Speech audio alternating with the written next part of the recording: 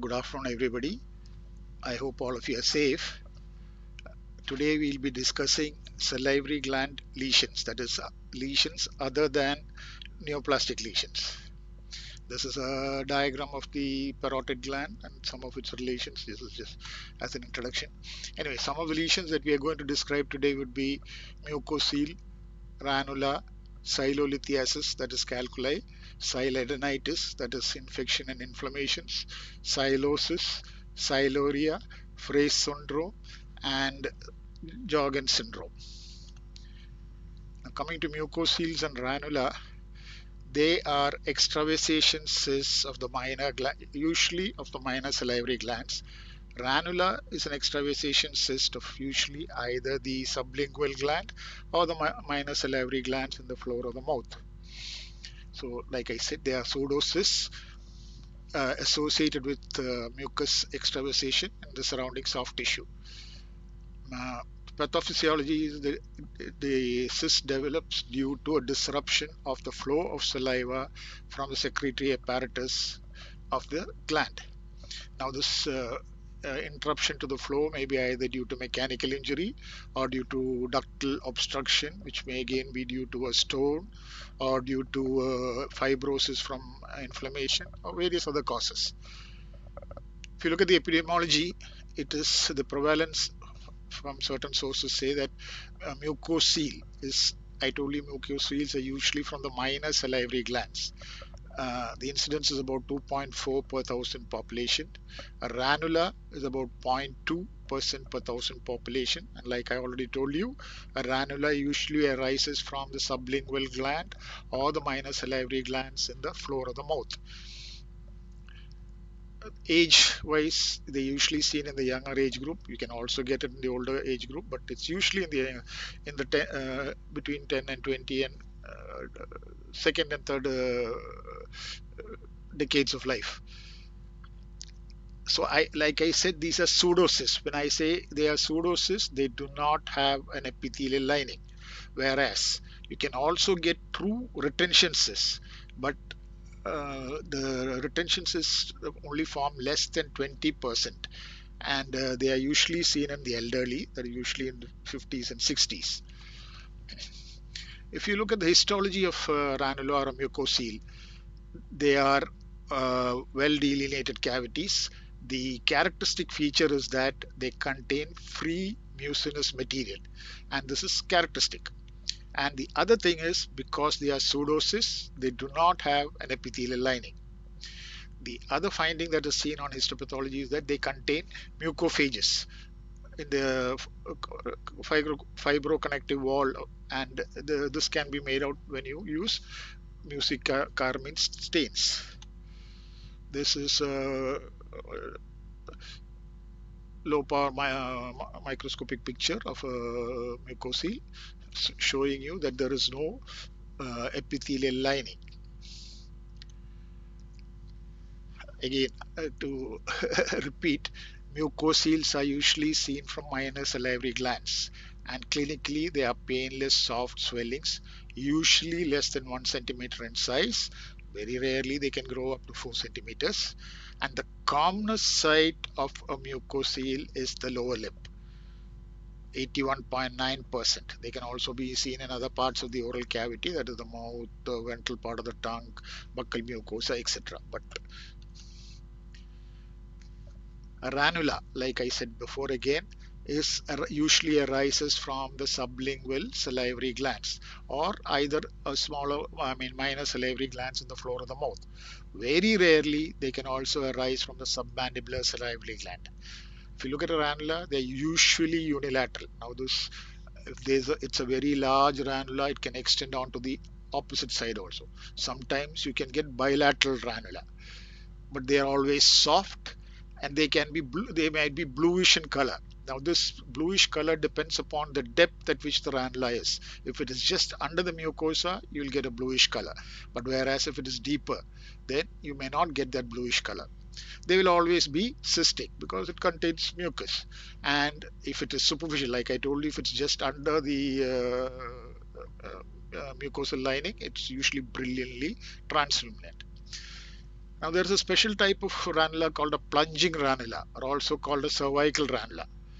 And this, what it means here is that as you know, the sublingual salivary gland is superficial to the mylohyoid muscle, which is the diaphragm of the oral cavity. Now, sometimes there is a dehiscence or a defect in the mylohyoid muscle, and these ranulas go through it and reach the cervical region. That is why it's called a plunging ranula, because it plunges through the diaphragm. Cervical, because it is extending into the cervical region.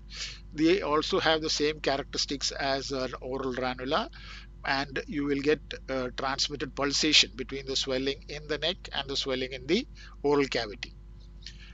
It is said that 45% of these plunging or cervical ranulas are develop after surgery, which is surgery of any type in the oral cavity. So they are very rare, but that's it. Now, this is a typical picture of a mucocele. Like I told you, it is on the lower lip. This is another picture of a mucocele. This is from the sublingual salivary glands and the ventral surface of the tongue. If you look at the differential diagnosis for mucocele, they can mimic any of the following, that is benign or malignant salivary gland neoplasms. It could be, because it's a soft cystic swelling, it could be a hemangioma, but the thing here is it is not compressible, unlike a hemangioma which may be compressible. It could be a lymphangioma, lipoma, or it could be a fibroma from a repeated irritation. Like that, there's a whole list. The uh, mucocele produced from the glands of Blandin and Nunn, that is in the ventral surface of the tongue, can, like I showed you in the previous picture, resemble a pyogenic granuloma or a fibrous polyp. Treatment for all mucoceles is excision. The point to remember here is that along with the excision of the mucocele, you must excise the minor salivary gland from which it is arising. Sometimes, if you are in doubt about the diagnosis, like I said, because it's a soft swelling, it could be a hemangioma or some other lesion. You can aspirate it and see whether it contains mucus, in which case you are sure that it is a mucocele.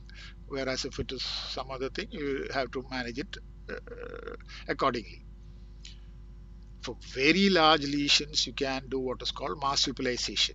And nowadays, there is something called micro marsupialization, where you pass a thread through the wall of the most prominent part of the mucocele without going through the mucus, and then you keep it there for about a week's time, which produces fibrosis and disappears. Then other methods that can be used for treating a mucocele are, you can use laser ablation, or you can use liquid nitrogen cryotherapy.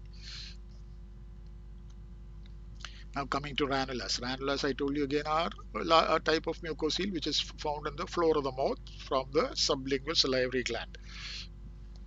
Again, I'm just repeating this. Yeah, sorry. This is a picture of a ranula. This is a unilateral. On the left side, you can see it's on the left side. You can see the Wharton's duct very clearly on above the ranula. It's slight bluish in color. Before, as you all know, it's called a ranula because I believe, it resembles the ventral surface of a frog. Rana tigrina. Yeah. Yeah, this is a larger ranula. You can see it's extending bilaterally. I told you usually it's unilateral, but sometimes it can be bilateral. This is a plunging ranula on the left side. As you can see, there is a small swelling in the submandibular region on the left side. This is another picture of a plunging ranula. This is a male, as obviously you can see it's a male. Yeah. Now, differential diagnosis of an oral ranula would be, again, any neoplastic swelling of the salivary glands. It could be a dermoid cyst. But the thing about dermoid cyst is it's usually in the midline, whereas this is usually to a side. And I told you an aspiration will tell you whether it is a ranula or not. Any abscess in the floor of the mouth, hemangioma, lymphangioma, lipoma, all these things can also be have to be considered in the differential diagnosis. Now, if you have a cervical granuloma, if you remember those pictures that I showed you previously, like this or this, the differential diagnosis would include a thyroglossal duct cyst, branchial cleft cyst, cystic hygroma, submandibular silidinitis, intramuscular hemangioma, the whole list like that, dermoid cyst, and so on. Investigations. Usually, there is no need for any investigation in diagnosing a mucocele. As you can see, one look will tell you that this is a mucocele. But sometimes, especially in large ones and especially in cervical ranulas, you might require investigation to rule out other similar looking lesions. An X-ray of the oral cavity, that is occlusive X-ray, might be useful to see whether there is a calculus in the submandibular duct, which could give rise to a ranula. In the case of a cervical ranula, definitely an MRI or a CT will help you to differentiate it from other lesions. And very rarely you might require an FNAC to confirm the diagnosis or to rule out other lesions. Treatment. Uh, Treatment for all mucoceles, like I told you, is excision of the mucocele along with the offending gland. The same thing holds good for a ranula. In a ranula, you will excise the ranula along with the sublingual salivary gland on that side. Large lesions, again, you can do marsupialization, but in a ranula, simple marsupialization is not sufficient. You must also pack it, leaving the packing in place for at least a week so that it will fibrose and hence prevent recurrence. A plunging ranula is excised usually through a cervical incision, and again you will remove the sublingual gland on that side. If it is from the submandibular salivary gland, that must also be removed. Now the recurrence rates, I think it's better to start from the bottom. A complete excision of the ranula along with the sublingual gland, the recurrence rate is only about maximum of 2%. If you remove the ranula only, the recurrence rate is about 25%. Marsupialization and packing, the recurrence rate is up to about 12%, whereas simple incision and drainage, almost 100% recurrence is possible. That is why that particular line of treatment is not sufficient. You have to do an excision and excise it along with the sublingual gland on that side. Now coming to the next topic, that is salivary calculi, also called silolithiasis, just like urolithiasis in the urinary system. Yeah, this is to show you a picture of a calculus at the opening of the Wharton's duct on the left side. If you can see, there is a white distinct as shown by the arrow. Obviously, he's got caries of the teeth, which we are not worried about here. He or she, yeah. Now, why do you get salivary calculi? Now, the other thing that you must remember here is that salivary calculi, 80% of salivary calculi are seen in submandibular gland. The reason given for that is that the secretion from the submandibular salivary gland is much more viscous than the other, the secretion from the parotid gland. That is one reason. Then, and stagnation of saliva, either due to an obstruction or, as in the case of the submandibular salivary gland, it goes around the lingual nerve. So, that might produce a certain amount of obstruction. Then epithelial injury, which again can form an nidus for the formation of a stone, and then precipitation of calcium salts, which is the end result. Salivary calculi are composed of calcium phosphate or calcium carbonate along with other salts and organic material, which is shed from the gland and the duct. Again, like I said, 80% of salivary calculi are seen in the submandibular salivary gland, and out of these, 70% are radiopaque. Like we said in the previous slide, they are made from calcium, so they are radiopaque. Now, these calculi might be single or they might be multiple. So they could be anywhere from inside the gland to anywhere in the duct. Like I showed you in the first picture, the stone was at the opening of the duct, so it could be anywhere. Clinically, it has a very typical presentation. That is, postprandial, after food or during food, what happens is the gland on the side which there is an obstruction produced by the calculate, that particular gland tends to swell up and there is pain.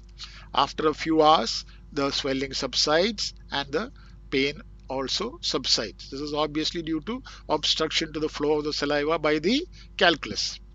And this will be relapsing and remittent, that is, it will keep coming and going. Yeah. But if this obstruction persists and infection supervenes, then you will get all the features of acute or chronic silentinitis. That is all the features of inflammation, pain, swelling, fever, etc. etc.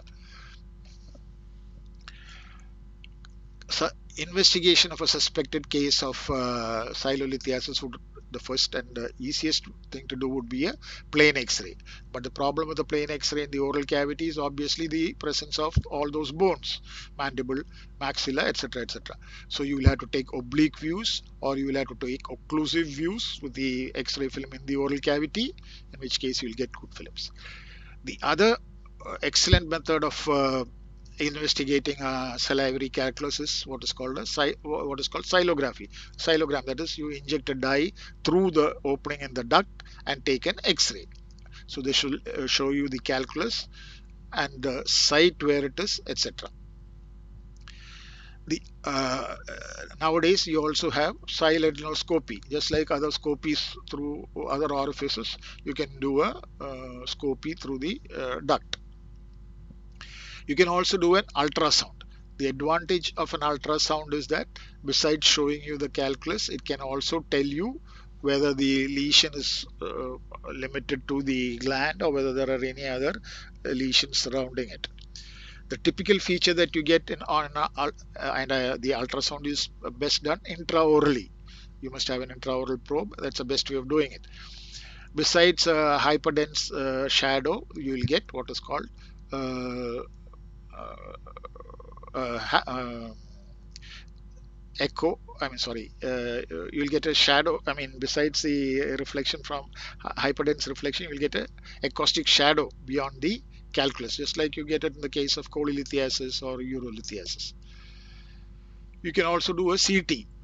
Uh, this CT and MRI are done only when you are in doubt regarding the diagnosis. That is, you are not sure whether it's a tumor of the salivary gland or whether it's a lesion outside the salivary gland, etc. In those situations, you can do a CT. The problem with the CT is it does not delineate the ductal system very well. An MRI is much better than a CT in that particular respect, but there are advantages and disadvantages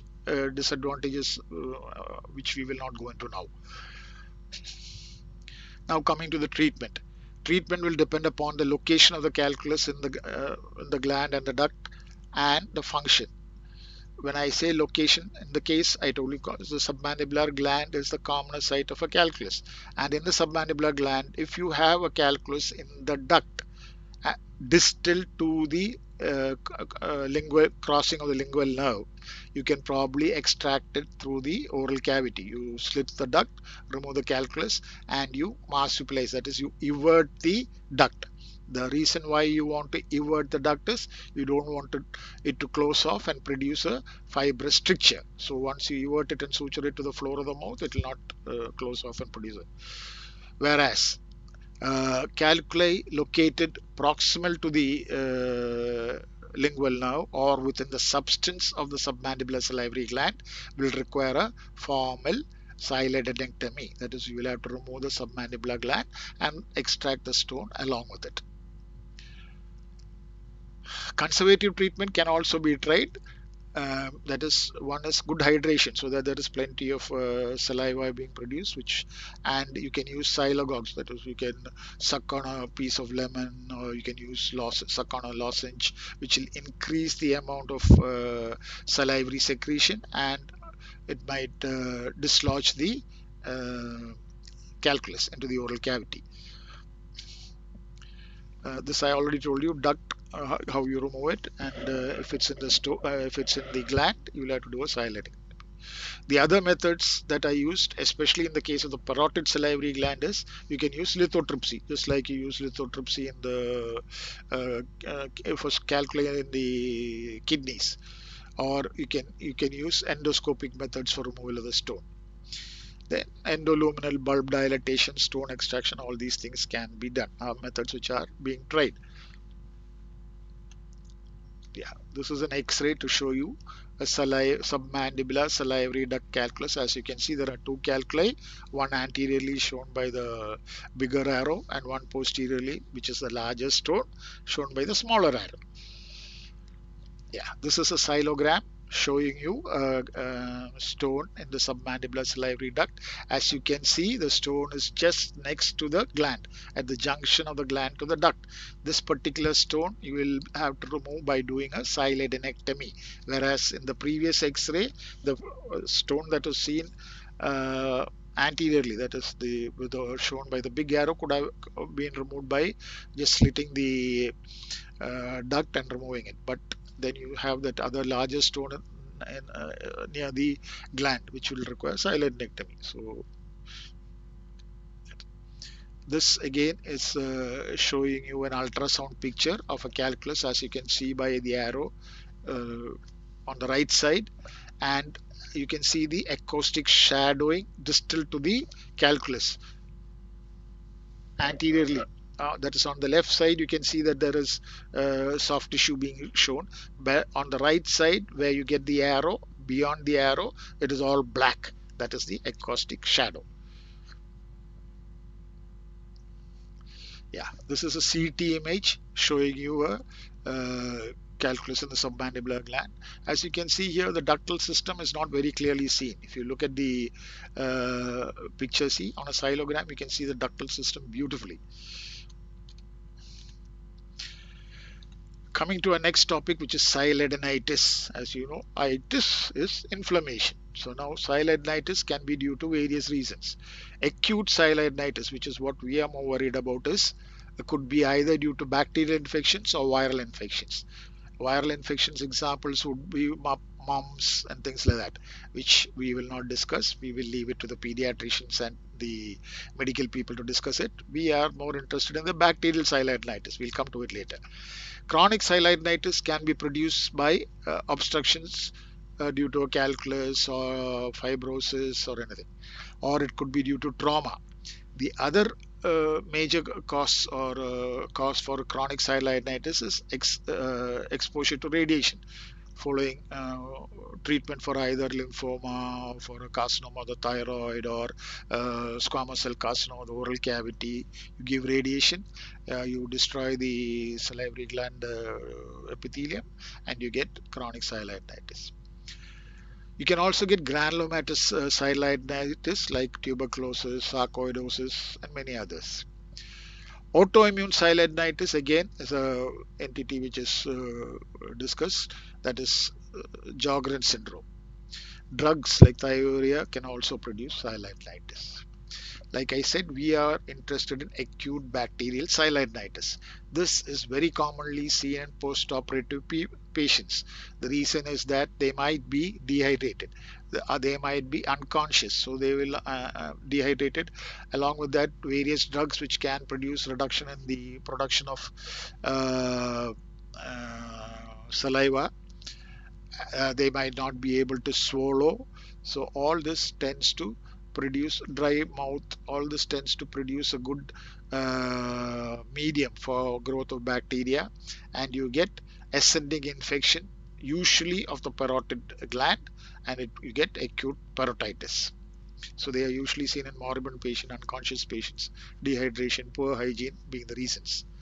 The other way in which you can get acute bacterial sialadenitis is in cases of obstruction, chronic obstruction like, or recurrent obstruction as in a stone. You can radiation, like I already told you, tends to destroy the epithelial lining, which again can give rise to ascending infection, and you get sialadenitis. Clinical features of acute bacterial sialadenitis include fever, malaise, and the involved glands would be inflamed, that is reddish, tender, enlarged, and all that. If you look at the orifice of these glands, you might be able to see pus coming out of it. Investigations, obviously, if there is pus coming out of the duct, you would do a culture and sensitivity. If the patient is in sepsis, you could, because of the silenitis, you would do a blood culture. Imaging will depend upon the suspected cause. If it is due to a calculus, probably you can take, that is a chronic silenitis due to a calculus, probably you can take an X-ray. A USG again will tell you whether there is an abscess which is forming. A CT or an MRI can be used when there are other lesions that you're suspecting besides a simple silenitis, tumors or anything like that, which will require to be differentiated from the silenitis. The thing to remember here is that silography is contraindicated. You do not want to inject anything into an inflamed gland. That is why you will not do a silography in a inflamed gland. That is an acute silenitis. Whereas in a chronic case, you can due to a calculus or an obstruction, you could probably do a silogram. In coming to the differential diagnosis of acute bacterial silenitis, there's a whole list. As you can see, it could be due to viral causes, or it could be inflammatory due to chronic obstruction like silolithiasis, or it could be radiation induced. Autoimmune, that is any swelling of the salivary gland could come into the differential diagnosis. I'm not going to go through the whole list, you can read it. Treatment. Treatment wise, acute bacterial silenitis, you would treat by hydrating the patient, and you would give antibiotics. Whether to give oral or parenteral will depend upon the severity and the type of antibiotic that you're giving. You can use warm compresses and massage. You can use silogogues to facilitate saliva formation. All this is medical management. Most of the cases will respond to this. However, some cases may not respond, and then they might go into and form an abscess, which can be either diagnosed clinically or you might do an ultrasound to diagnose it. So, if an abscess develops, you must do an incision and drainage. Very rarely, if it persists and you get repeated attacks of acute silenitis, you might think of removing that particular salivary gland, which is a very rare eventuality. There are certain special types of inflammatory lesions which we occasionally come across. One of them is recurrent parotitis of childhood. This is commonly seen in children between the years of 3 and 6 years. The uh, peculiarity of this particular disease is that it usually comes on as an acute inflammatory lesion, usually of the parotid gland, as the heading says, parotitis, and it lasts for about 3 to 7 days, and then there'll be no problem for a few months, then it'll recur. After some time, as the child grows older, around adolescence, usually they stop having the problem. So this is why. So it's a periodic disease.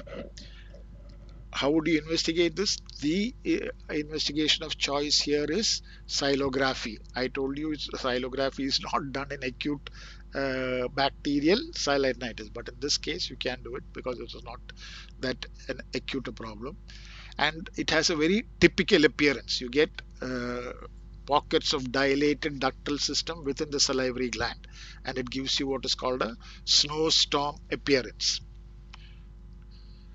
Treatment is antibiotics. When there is an infection, you give antibiotics. So each episode you'll have to give antibiotics, and then all those supportive measures which I already told you about, hot compresses and silogogues and all that.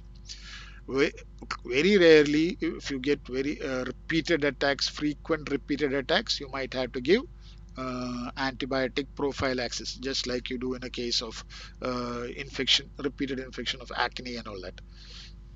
Low dose antibiotics prophylactically. Yeah, this is a silogram of a child with acute, recurrent parotitis of childhood, and as you can see that within that circle, you find that snowstorm appearance. That is small areas of dilated ducts within the parotid gland.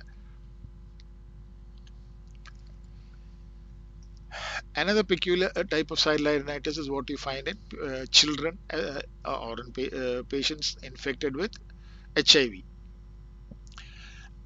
Chronic parotitis in children, unlike the chronic recurrent parotitis that we talked about just now, chronic persistent parotitis in children is pathognomic of HIV infection. So if you have a child with a chronic parotitis, you must always rule out an HIV infection.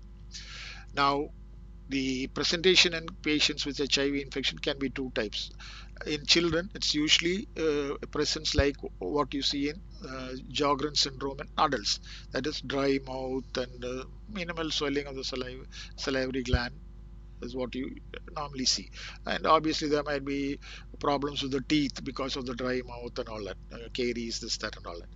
So that so differentiating it from Sjogren's becomes a problem sometimes. In certain cases, you might get very large parotid swellings and with cavities inside it. If you cut the salivary gland, you will find that there are a lot of cavities within it. Investigations, you would do all the routine imaging investigations, but to differentiate it from Sjogren syndrome, you do an autoantibody study. You will find that it is absent in the case of HIV infections, whereas it will be present in the case of Sjogren syndrome. Similarly, in the case of large parotid swelling with cavities, that's the second scenario that I showed you. If you do an MRI, you get what is called a Swiss cheese appearance produced by those large cavities in the salivary gland. Treatment is obviously retroviral drugs. This is an MRI showing you the large cavities in the the parotid salivary glands bilaterally. All those dark spaces that you see are the cavities. That is why it's called a Swiss cheese appearance. If you've seen a cut cheese Swiss, you will find that there are large cavities within it. Fraze syndrome, I think I'll keep it to the end. We'll go to some other lesions before we come to Fraze syndrome. Sorry.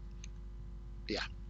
Another situation that you can get in relation to salivary glands is obviously the whole function of the salivary glands is to produce saliva, which the saliva in turn has a lot of functions, starting from helping in digestion and helping in immunity and all sorts of things. But if there is no saliva being produced in the oral cavity, we call it xerostomia. Now, the causes include drugs. There's a whole list of drugs. I'll come to that. I'll show you the list. Then inflammatory conditions like mumps. Again, Sjogren syndrome, which I told you just now, produces this thing. Calculi, if it obstructs the duct, again, you might get xerostomia. Radiotherapy, again, I told you, destroys the gland, so you get xerostomia. Menopause and senility, normal physiology, you get may get xerostomia. There are many other causes which I won't enumerate now. These are some of the drugs which can produce xerostomia. You can go through it later. List you can go through later. Now, how would you manage a patient with this thing? This is instructions given to a lay person. If you read it, you will understand it's to a lay person. Obviously, you will drink a lot of water. You will do it without anybody telling you this because your mouth is dry. Then you can stimulate saliva by using sugar-free gum or sucking on a lozenge or like I told you on a lemon and all that. It is important to keep the mouth clean because I told you because there is no saliva in the oral cavity, chances of developing infections are very high, developing caries of the teeth very high, developing candidiasis of the oral cavity very high. All these problems are there. So you must be careful with oral hygiene. And then there is a whole list of things that you can do. Then obviously the way to keep this oral cavity moist, easiest way is obviously to keep sipping a bit of water, or you get artificial saliva which you can use, not saliva, artificial substitutes for saliva which you can use to keep it wet. But you must not use alcohol based substances, that is important. Then coming to Sjogren syndrome. Sjogren syndrome is an autoimmune condition which produces progressive destruction of the salivary and also the lacrimal glands. Now, there are two types of Sjogren syndrome. One, it could be primary. Two, it could be secondary. Primary, as you know, primary limited to only the salivary glands and the lacrimal gland. Whereas in a secondary, along with this problem with the salivary glands and the lacrimal gland, you also get connective tissue disorders like rheumatoid arthritis. Investigating, I'm not going to go into the whole details about all this, which again you will probably learn from your medical teachers. Sjogren syndrome, that is autoimmune diseases. When you do an investigation, blood investigations, you will find that autoantibodies are present because it's an autoimmune disease. The other way in which you can prove it is by taking a biopsy from the mucosa of the lower lip, because it contains minor salivary glands which will show changes of Sjogren syndrome. The thing to remember about Sjogren syndrome, besides its problem, I told you, it produces xerostomia and all the problems associated with xerostomia, that is problems with the teeth, problems with the infection to the oral cavity, problems with candidiasis, etc., etc., etc., all sorts of things. And obviously, in a dry mouth, mastication is a problem, swallowing is a problem, all sorts of problems are there. The life-threatening problem that you get with Sjogren syndrome is some of them can later turn into lymphomas, because there is lymphocytic infiltration into the salivary gland, and these can later turn into lymphomas. And lymphomas are more commonly seen in primary Sjogren syndrome. And the most common type of lymphoma that you get is monocytoid B cell type. Uh, Treatment is, in case of the eye, where when the lacrimal gland is involved, you will use artificial tears, and oral cavity, you can use salivary substitutes. Obviously, if there is a associated connective tissue disorder, treatment for that will be necessary. Another lesion that you get in the salivary gland is called benign lymphoepithelial lesions. Actually, this term benign is dangerous because it's said that 20% of these can turn into lymphomas, just like in Sjogren syndrome. It's a different entity, but the thing is, histopathologically, it has almost similar features to Sjogren's. That is, you have lymphocytic proliferation, acina cell hypertrophy, and ductal epithelial proliferation. Clinically, you find that there is a diffuse swelling of the salivary gland. It is firm in consistency.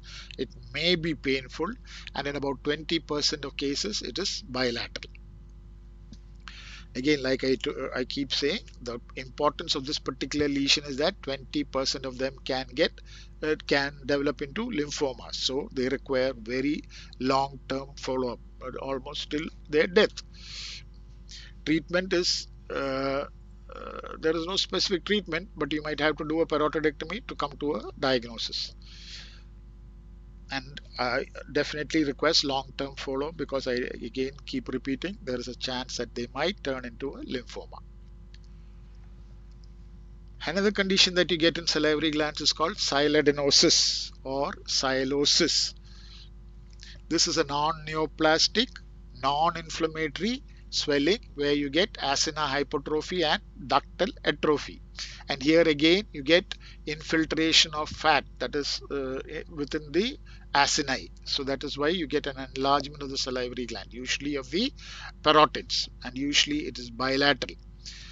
Etiology, if you look at it, it could be due to nutritional, 5 categories, out of which nutritional, vitamin deficiencies, bulimia, endocrine disturbances like diabetes mellitus, hypothyroidism, metabolic diseases, obesity, cirrhosis, malabsorption.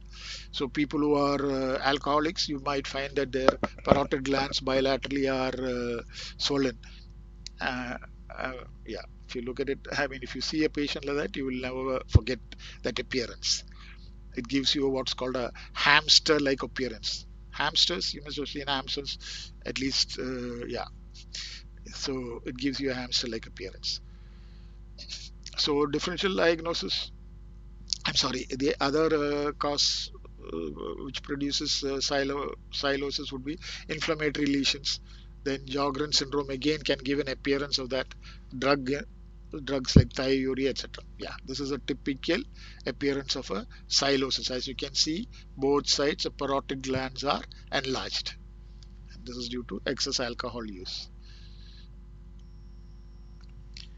Another condition that you can get is, previously we talked about xerostomia, where there is no saliva being produced. Here, siluria, where there is excess of saliva being produced.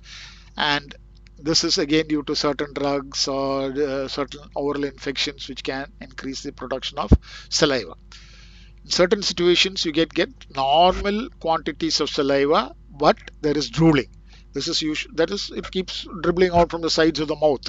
This is usually seen in people with mental or other physical mental illnesses or other types of certain types of physical disabilities. Examples would be cerebral palsy. You must, I'm sure, seen people like this.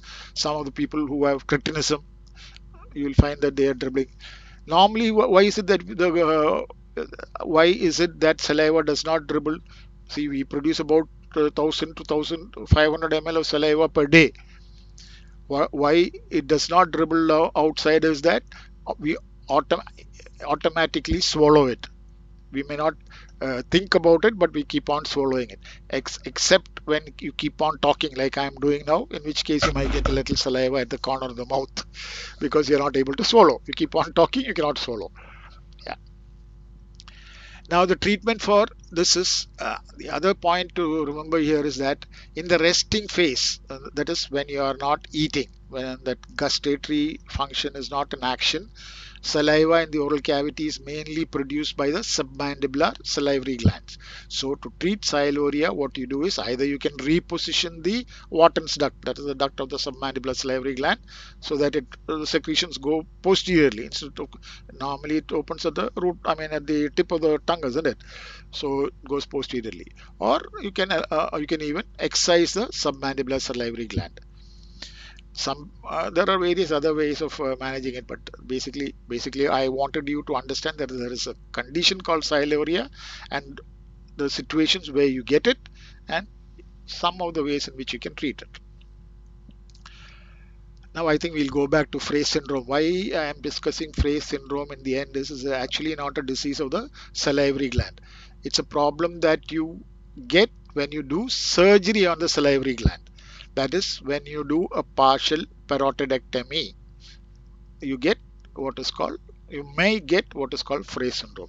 It's a very common, I mean, Frey syndrome develops in a majority of patients with superficial parotidectomy, but it becomes debilitating only in a very few. That is why it's not very commonly seen. Yeah, this is a typical picture of a patient with Frey syndrome. Frey syndrome is also called gustatory sweating. That is, when you eat, you sweat.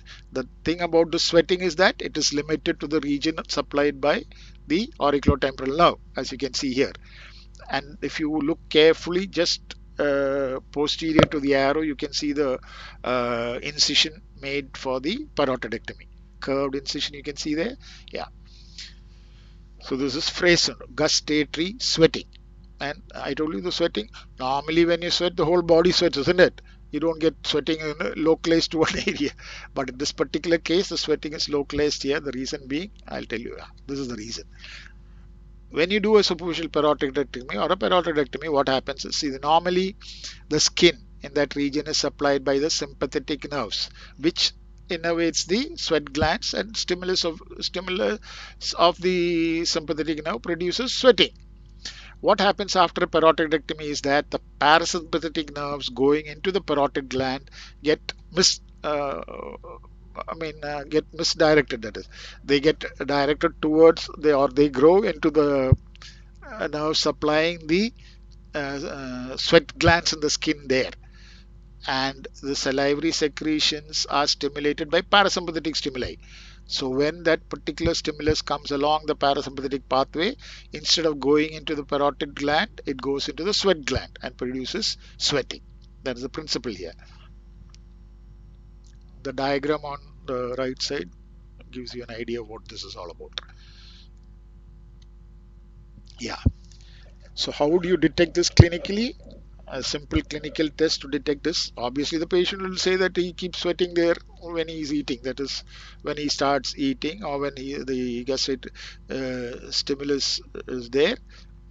smell of food, or all those phases of digestion. I'm not going to go into that. So anyway, any stimulation of the parotid gland will produce sweating in that area. How this is detected by what is called a starch iodine test. What you do is you paint iodine over the area and then apply starch.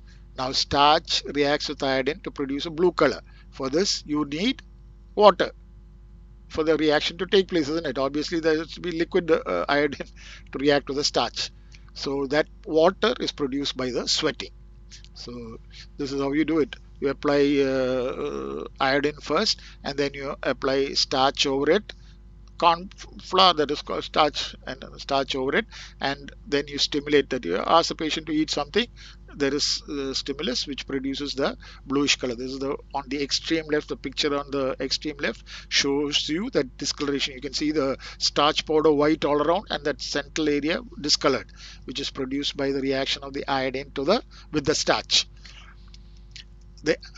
One, it will prove that it is the Fraze syndrome.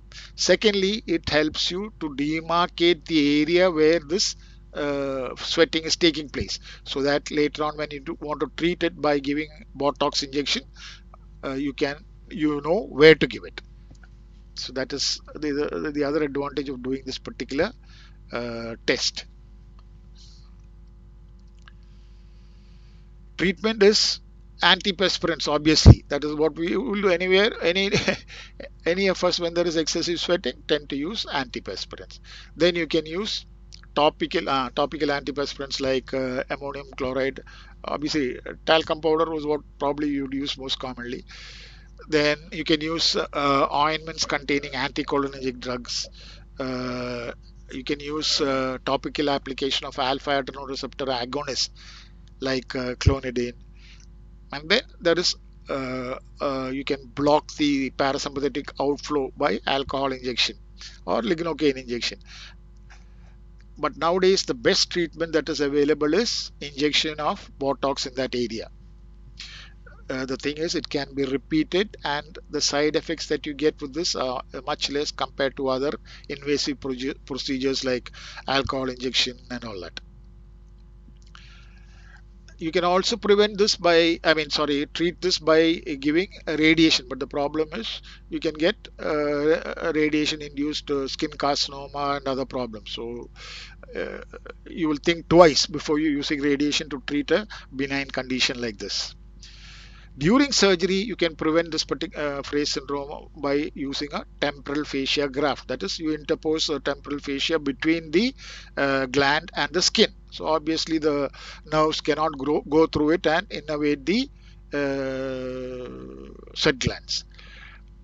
Or you can use other synthetic materials in between. You can place other synthetic materials between the parotid gland and the skin. You can also remove a segment of the auriculotemporal nerve and the chorda tympani, which again will prevent impulses going into the parasympathetic nerves of the parotid, and hence will not produce sweating. Once in established cases, you can do tympanic neurectomy or an intracranial division of the ninth glossopharyngeal nerve, ninth nerve. These are the ways in which you can prevent and treat Fraze syndrome. Yeah, this is an algorithm showing you how to go about managing a patient with Fraze syndrome or gustatory hyperhidrosis. I think that completes everything. So thank you. Besides, I must thank a lot of authors and books from which I've taken out many of these photographs and material. Bye.